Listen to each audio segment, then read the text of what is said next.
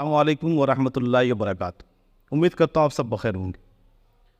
मैयत के जो बाल पड़े हुए हैं, इस तरह से दाढ़ी और मोछ के बाल और यूं ही बगल के बाल और नाक के नीचे के जो बाल हैं, तो क्या इसकी सफाई कर देनी चाहिए या इसकी सफाई नहीं करके उसी तरह से दफना देना चाहिए?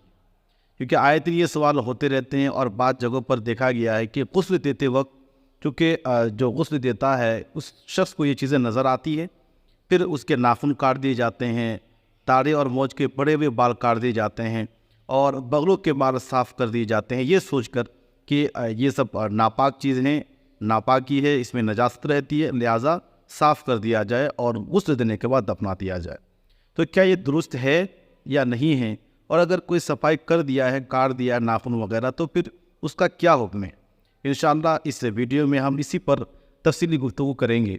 आपसे गुजारिश है कि आखिर तक हमारे साथ बने रहें, मसला को अच्छी तरह से समझें, वीडियो को आखिर तक देखें और बात जब समझ आ जाए तो दूसरों तक शेयर भी करें। और इससे मुताल्लिक अगर कुछ आपको पूछना है तो कमेंट बॉक्स में आकर के ज़रूर हमसे ये मसला पूछें। इंशाअल्लाह अगली वीडियो में तफसीली जवाब देने की हम कोशिश करेंगे। तो देखें, जो ज़ायद बाल होते हैं यानी बगलों के बाल, नाक के नीचे के जो बाल हैं, मोछ के बाल और जिस्म के ये उंगलियों में जो आपके नाखून होते हैं, ये नाखून जो बड़े हुए रहते हैं, इन सब के ताल्लुक़ से जो ये कहा गया है कि हफ्ता आशरा में इसको काट लिया जाए, इसकी सफाई होनी चाहिए। और नाक के नीचे के बालों के बारे में ये बात आई है हदीस में कि ज़्यादा से ज़्यादा उसकी मुद्दत 40 दिन है, 40 दिन से पहले पहले आपको सफाई कर लेनी है, वरना फिर बहुत सारी वईदें हैं। एक रिवायत में यह है कि आदमी नापाक होगा और जो है सही तरीके से पाकी उसके हासिल नहीं होगी। और यूं ही बगलों के बालों के बारे में कहा गया कि हफ्ता आशरा में साफ़ कर लिए जाए। तो ये जितनी अहादीस हैं, ये आलम हयात में यानी जब तक आदमी ज़िंदा रहता है तब तक उसके लिए ये अहकाम है कि नाखून भी बढ़ने ना दे ज़्यादा, क्योंकि ये जंगली लोगों की अलामत है, दरिंदों की अलामत है। इस तरह से मोछ के बाल को पस्त किया जाए, दाढ़ी को खूबसूरत बनाया जाए, एक मुश्त रखा जाए और बगलों के बाल भी साफ़ किए जाए। ये सब जब तक आदमी ज़िंदा रहता है तब तक ये सब अहकाम है, ताकि उसकी जिस्म से महक ना आए, बदबू ना फैल जाए और यूँ ही पाकी में अच्छी तरह से जब वो गुस्ल करे, नहाएं, तो अच्छी तरह से सफाई हासिल हो जाए। ये अहकाम उसको बताए गए हैं। लेकिन जैसे ये आदमी मर जाता है तो दुनियावी सारे अहकाम उससे मुनक़ते हो जाते हैं।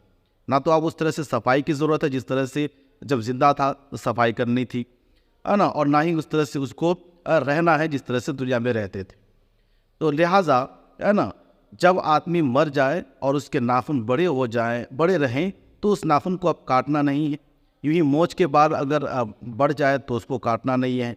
और इसी तरह से जिस्म के दीगर हिस्सों में अगर बाल बढ़े हुए हैं तो उसको ना काटा जाए, बल्कि जूं का तूं रहने दें और उसी हाल में है ना गुस्ल दे करके उसको दफना दें।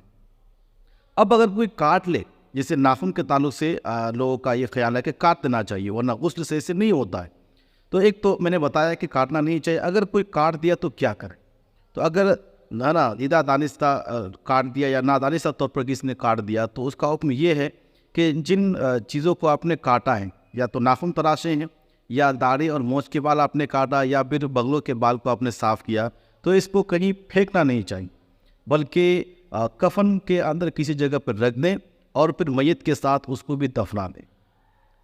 उम्मीद करता हूँ बात आपको समझ आई होगी। यही शरीयत का मसला है और इसी पर आपको अमल पैरा होना है। अपनी तरफ से कुछ ज़्यादती नहीं करनी है। तो आपसे गुजारिश है कि ये जो मसला मैंने आपको बताया इसको अच्छी तरह से समझ करके दूसरों तक भी इस बात को बताएं और है ना अपनी राय शरीयत में पेश ना करें, बल्कि जो कुतुब फ़िक़्ह में है उलमाए कराम से पूछें और उस पर अमल करने की कोशिश करें। चलिए मिलते हैं किसी अगली वीडियो में नए टॉपिक के साथ। जब तक के लिए इजाज़त दें। अस्सलामु अलैकुम वरहमतुल्लाहि वबरकातुहू।